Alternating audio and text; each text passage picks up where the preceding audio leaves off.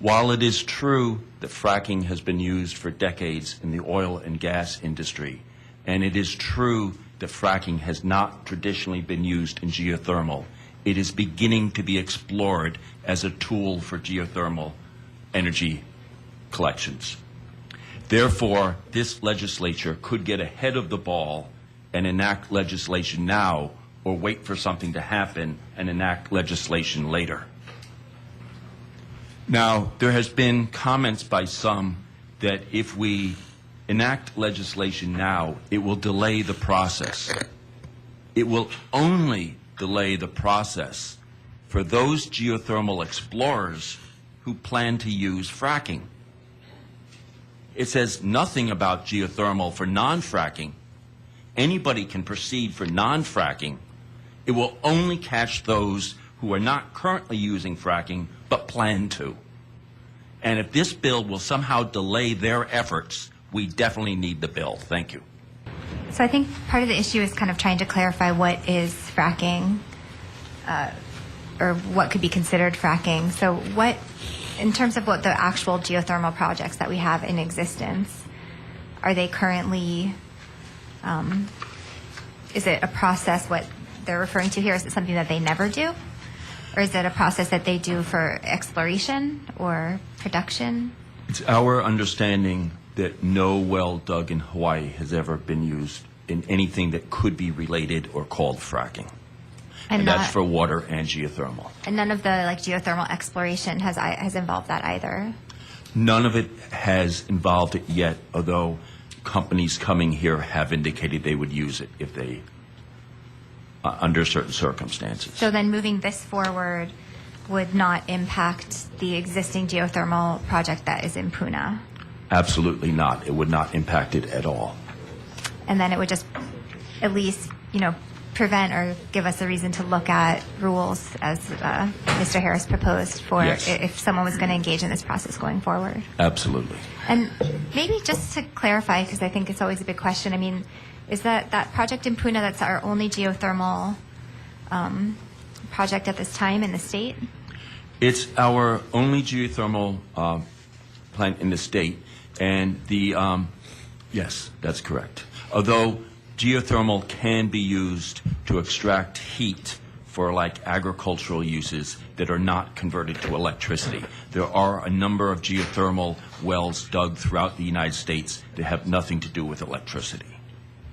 So how, at least for the power producing side of it, well, first of all, I didn't realize that, so that's interesting, but would that process of doing that for agriculture be essentially the same as for the other? Often the same source of heat is tapped in the earth, but you pull out the heat for use for either industrial or agricultural uses, and you don't convert it to electricity. And then it's pulled out in the same kind of mechanism, though? Similar, yeah. You just treat it differently when the gases are released. Or and how easy is it to locate a geothermal resource? Well, if you picture, you could, in some parts of the United States, dig a hole underneath a house that goes down about 10, 20 feet and have a system of pipes. Right. And use in Hawaii. So I understand, and that's really a different kind of technology. But in Hawaii, realistically, is it you just can do some scientific process and determine where it is really easily, or is it kind of more difficult to locate a resource? I guess I'm trying to get at what are really when are we looking at a second geothermal project in the state, realistically? The geothermal could be done either on the west side of the Big Island or in the Ulu Palakua region of Maui. Those are the two most likely targets.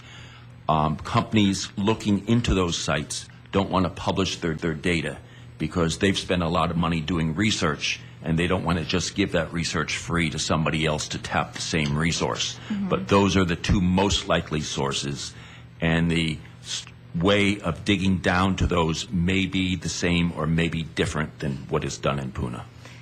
And because I understood that the utility put out an RFP for geothermal a while back and they didn't get any responses. They got So- a number of responses, but the PUC, the Public Utilities Commissions, noted that that the Big Island has already way exceeded its renewable portfolio standard requirement, and therefore only makes sense under current law to add more renewables if they can beat the existing price. And HELCO came to the conclusion that none of the bidders met the criteria that they could actually lower rates. Interesting. And I guess what I'm kind of getting at is that if we, I agree that if someone's going to come in with this new process that hasn't been done in Hawaii yet of fracking, it should be at least regulated. And, but it won't, but we probably want to figure out if it would or would not have an actual impact on what the existing production is in Puna.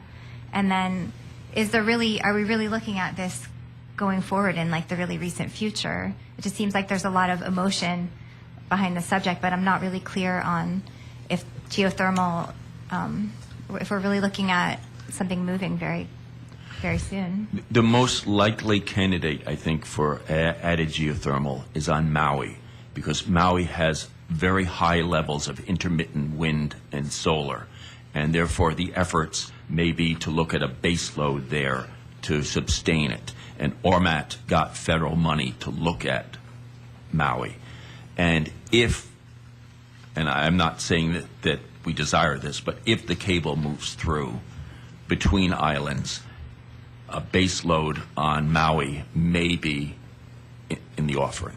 Okay, and last follow-up, isn't it still kind of a big if that resource can actually be located, though? It's not guaranteed. I think the resource on both the the west side of the Big Island and on Maui has been positively identified. The size of it has been measured. It's a question of how much it would cost and what would be the rate impact if it was done.